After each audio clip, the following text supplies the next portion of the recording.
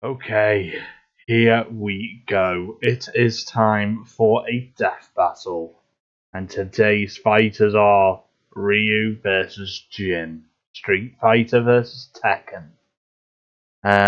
We know Ryu is no pushover from the Scorpion battle because he's got, the darkness and then I forgot what the other one was. The bright one, the power of nothingness or something. I think that's what it's called. Jin has got his demon form. I loved Tekken more because I like to play as King. So for now, I'm going to be going on the side for Jin. But we'll just have to see where it goes. So let's go. It's time for the death battle. Everyone has different reasons for studying martial arts. For personal honor, to improve health, and for kicking the crap out of the other people, like with Ryu, the wandering world warrior of Street Fighter. And Jin Kazuma, the power-hungry martial arts master of Tekken. Yeah. He's Wiz and I'm Boomstick. And it's our job to analyze their weapons, armor, and skills to find out who would win a death battle. 3 teams. Hell yeah. He's the hero the world never knew. His name means prosperous, plentiful, and abundant. He is the Wandering Warrior. He is Ryu. That's a pretty epic introduction for a hobo. Orphaned at a young age, Ryu was adopted by the martial arts master Goken. Under Goken's training and beside his fellow student Ken Masters, Ryu was trained in the art of Ansatsuken, AKA the Assassination Fist. This ancient fighting style was specifically designed for murder, which automatically makes it the best martial art ever. Well, Goken actually taught Ryu a slightly altered variant of the Ansatsuken. Inspired by karate, kenpo, and judo, Goken's version was a generally non-lethal one. Oh, lame. But the deadly side of the martial art lived on in Goken's brother, Akuma, who would ultimately prove to be Goken's downfall. One day, Ryu and Ken returned to their dojo to find their master dead. Yeah, kind of. He got better later. But Ryu didn't know that, so he swore to wander the earth perfecting his abilities until he could take down Akuma himself. With the Ansatsuken style, Ryu is a master at close-quarter combat. With such techniques as the Shoryuken uppercut and the flying hurricane kick, he can take down most foes in mere seconds. He's like a living helicopter of pain, but he can also use his ki as a weapon, firing a fireball of energy from his palms. Say it with me, Hadouken! Goken's version of the Ansatsuken also taught Ryu several defensive techniques, including the skill to parry most other attacks with precise timing. And with all these awesome powers of whooping ass, Ryu eventually made his way to the World Warrior Tournament. With his skills, Ryu quickly reached the top of the competition. For the title of World Warrior, he faced his toughest opponent yet, Sagat, who ended up beating the shit out of him. But Sagat was surprisingly a pretty good sport, so when he thought the fight was over, he offered Ryu a hand up. And in that moment, something dark swelled from within Ryu's consciousness. A force so fierce and destructive, he couldn't contain it, and he lashed out. With an enraged shout and an explosion of blood, Ryu emerged as champion over Sagat's near-dead body. Ryu's dark side had been unleashed. This was the Satsui no Hata. Oh, here we go. A violent inner force so extreme, its name actually means surge of murderous intent. If I ever knowingly father a child, I know what I'm naming him. Under the influence of the Satsui no Hata, Ryu falls into an uncontrollable rage known as Evil Ryu, where his physical and spiritual power skyrockets. He can even teleport and use Akuma's favorite technique, the Shun Goku Satsu, which literally translates to instant hell murder. Damn. Okay, shit, I now I gotta have two that. kids that I care about. The Shun Goku Satsu, or the Raging Demon, is a fatal move which attacks the very soul of its victims with the gravity of all their past sins. To make them die 1,000 deaths. But while the Satsui no Hata is a manifestation of Ryu's dark side, he has achieved balance with the light. This is called Mu no Ken, or the power of nothingness. Yeah. Wait, that doesn't make any sense. That's What's what he I gonna think do is with gonna nothing? be the By boss focusing on mental and in spiritual this fight. refinement and detachment, Ryu has achieved the ultimate state of being. This begets a power strong enough to match and even surpass the Satsui no Hata. Oh yeah, that's how Goken survived Akuma's hell murder attack. And now Ryu's got the same power. Look at him go. With all this power, Ryu's performed some incredible feats.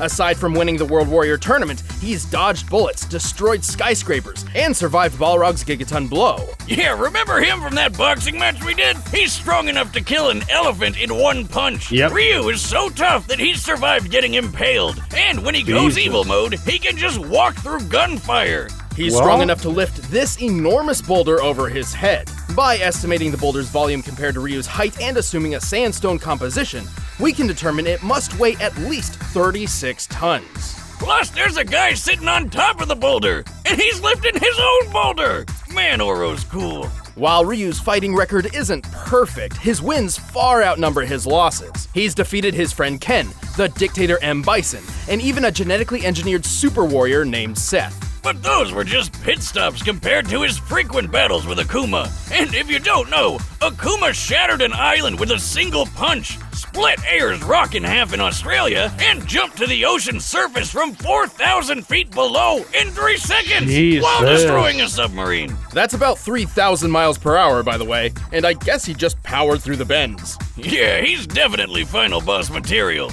And so, years after Akuma's attack on his foster father, Ryu faced him for the final time. And with the power of Mu no Ken on his side, Ryu was victorious. All in a day's work for everyone's favorite Street Fighter. Hell yeah. You had the power to actually defeat that beast. Now show it to me. This power is not your defeat. This is the power to push forward. Yeah, tell him. Alright, If so you met let's Jin go Kazuma Jin, when he was Ryu just a boy, really you pushed wouldn't me figure there. he'd grow up to be one of the most dangerous men to ever live. Unless you already knew about his super deadly and super crazy family. Yeah. Jin was raised by his single mother, who taught him the Kazuma family-style martial arts after his father abandoned them. Story of my life. No, really, those training days with Mama Boomstick were some of the best times of my life. One day, Jin's mother sensed a great evil approaching. She told him that if anything were to happen to her, he should seek out his grandfather, Heihachi Mishima. Right on cue, a big-ass ogre showed up and attacked him. When Jin came to, his mom and Shrek were nowhere to be seen. Don't you hate it how moms are always right? Thankfully, it wasn't too difficult for Jin to find Heihachi. Yeah, he's super rich and has a really tall building. Kinda hard to miss. So rich, in fact, that Heihachi owned a multinational conglomerate empire with its own banking, weaponry, military forces, and, just for kicks, a martial arts tournament. Whoa! Why didn't Mom tell him about this? Time to collect on those missing Christmas presents, Granddad. Well, she also forgot to mention that Heihachi is a terrible father who's obsessed with throwing his own son off cliffs. Yeah. Nobody's perfect, I guess. Regardless, under Heihachi's guidance, Jin trained and perfected the Mishima Ryu fighting style.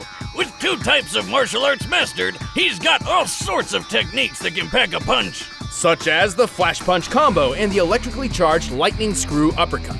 Or his famous 10-hit combo chain. Once he gets you stuck in his flurry of punches and kicks, you're not going anywhere until he finishes you off with a classic dragon uppercut. With these talents and a thirst for revenge, Jin entered his grandfather's King of Iron Fist tournament. There, he came face to face with the ogre once again. But instead of, interrogating him to find out what happened to his mother, Jin just killed him. Nice job, stupid. There goes the only lead you had. And nothing tastes better than sweet, sweet revenge. Except for maybe Mom's cooking. Well, unfortunately, it didn't last long, because he got shot up by his grandfather. Oh, that son of a bitch! Mama always said never trust a bald man who tells his barber, give me the Wolverine. But Jin had a little surprise for Heihachi, and for himself, actually. Thanks to his family line, he has inherited the dreaded and parasitic Devil Gene. Which turns him into a flying, laser-shooting demon person! Now that's one genetic disorder you can sign me up for. Good news then, I've been working on an artificial digestible version of the Devil Gene myself. Oh yeah? Would that happen to be the chewy fruit candy in the blue bucket? What did you do? Well, my dog Jack Spaniels was wandering around scrounging for food as he does, and I was wondering why he suddenly grew horns and wings. You've got to be shitting me. Anyway, compared to his base form, Devil Jin's strength, speed, and durability are better than ever. Devil Jin is strong enough to throw people dozens of feet and even smash them through walls. For this instance in particular, he's pushing Heihachi through the limestone wall of an Aztec pyramid. To do this, Jin must have struck the wall with force equal to at least 10 tons per square inch. Ooh. Hell, Jin is stronger than this guy called Raven, who can toss around this giant war robot named Nancy! When compared to real-life robots of similar size and accounting for additional weaponry and gear, this machine should weigh anywhere between 15 to 30 tons. Also, Jin is fast enough to dodge bullets and fly into orbit, And survive falling all the way back down! which puts his maximum flight speed over escape velocity. That's more than 25,000 miles per hour. He can even punch so fast he causes shock waves. That's right, Jin throws punches faster than the speed of sound. Remind me never to give him a high five. Totally reasonable, considering his grandfather can catch bullets in his teeth from just 20 feet away. And surely Jin can do better than that. Heihachi doesn't even have the devil gene. That's right, the devil gene traces back not to Heihachi, but to Jin's grandmother. Yeah. Who freaking rides tigers?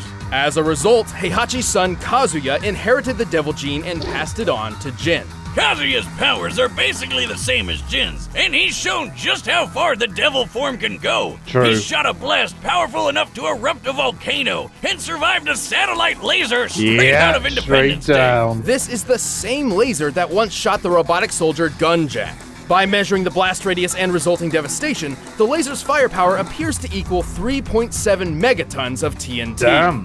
You know the bomb that got dropped on Nagasaki in World War the sequel? Yeah, this laser's like 176 of those hitting all at once. While the devil gene can sometimes be difficult for Jin to control, it provides an enormous advantage against almost any foe. With it, he's won 3 of the 4 King of Iron Fist tournaments he's entered.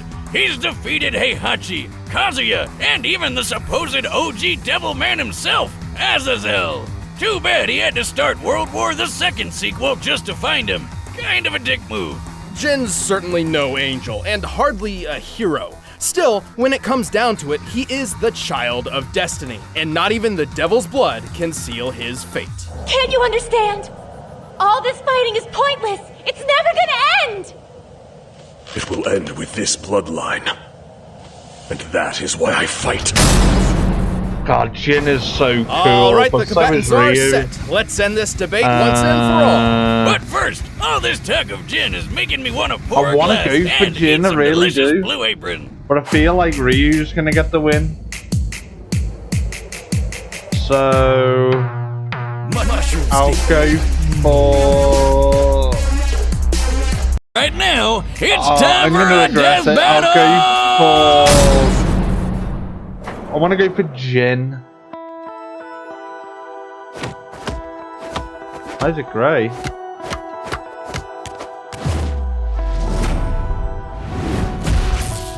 Oh, okay, there we go. Come on, Jin.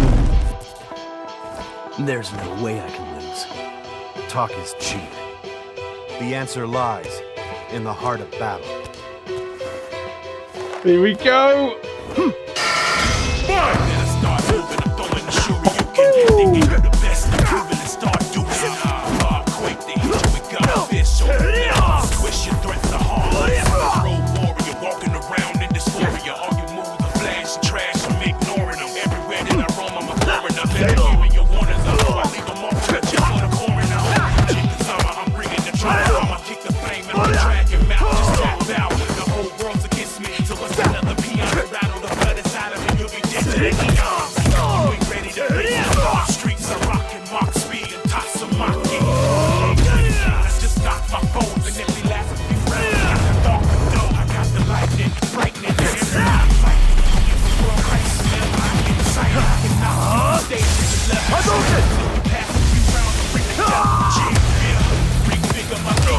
God damn! Come on, Jin! No! Oh no, come on. You could do better than that. Come on! I know, do better. No. It's too soon! It's sick. But Ryu hasn't even gone through his 2 forms. You insect!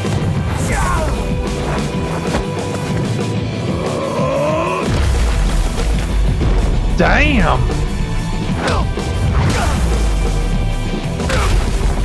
I'm stepping on his face. Yeah, here we go. The Satsui no Hado.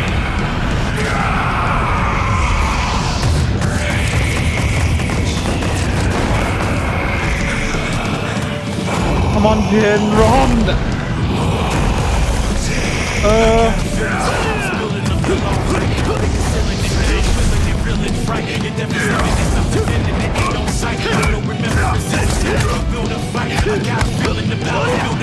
I don't like it. I feel like he's gonna lose. Oh! Alright. No.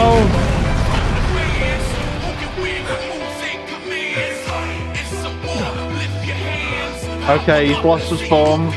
But there's still the power of nothingness. I feel like this is gonna come in clutch. Yeah, this is it. It's gonna happen. No! Jin! I messed up! No! Jin!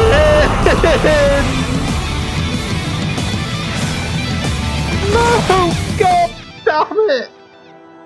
No! I really I wanted walk the Jin path to of the win. true warrior.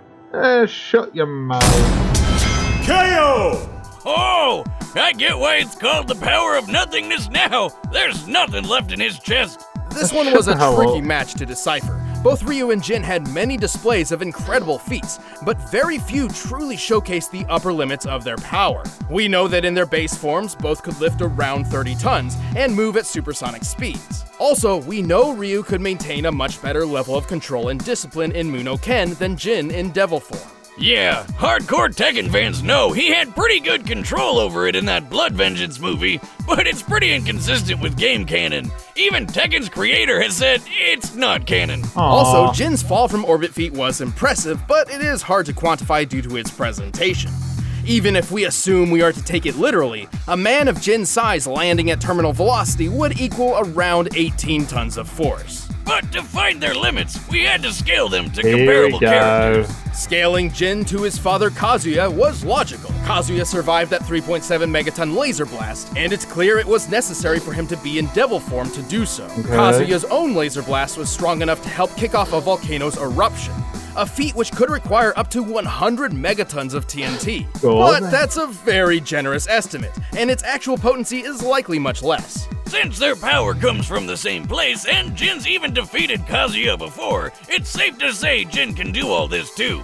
As for Ryu, we knew exactly who we had to scale him to. Let's talk about Akuma. First off, just to prove this scaling is reasonable, Ryu and Akuma share very similar Akuma abilities. Both were trained in the Yatsutsuken fighting style, and both possessed the Satsui no Hado. They fought each other several times, and when the story was all said and done, Ryu emerged ultimately victorious based on his skill alone. Cool. Now that that's out of the way, let's watch Akuma punch an island to death. With a single strike, Akuma managed to break apart an entire island so thoroughly that Ryu, who was on the island, was left floating helplessly in nearly clear water. Assuming the island is somewhat circular, we've estimated the volume and deduced that in order to fragment the island like this, Akuma's punch must have been over 400 megatons of TNT. Knew it. That's more than 4 times stronger than anything a Devil Gene has pulled off. Let me guess, that's just an estimate, and it may not be that.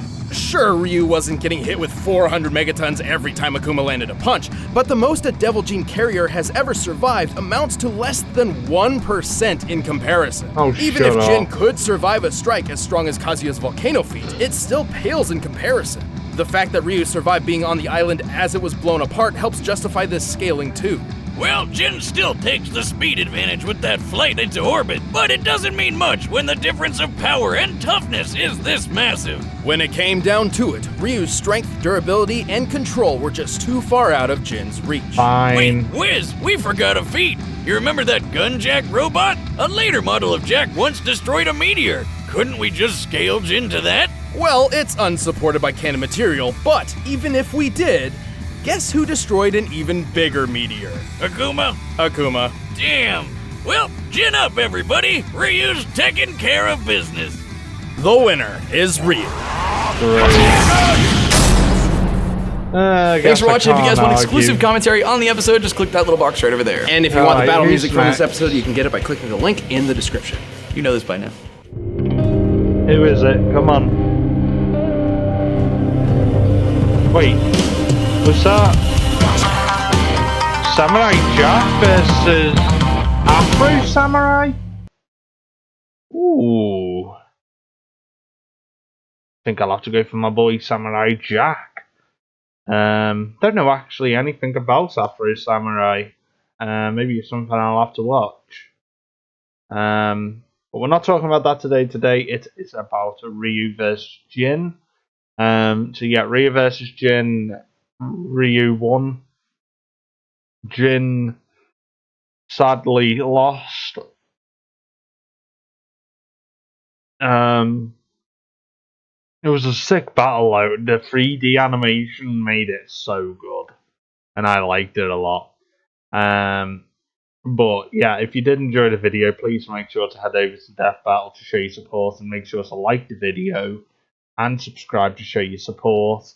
And with all that being said and done, yeah, bye bye for now.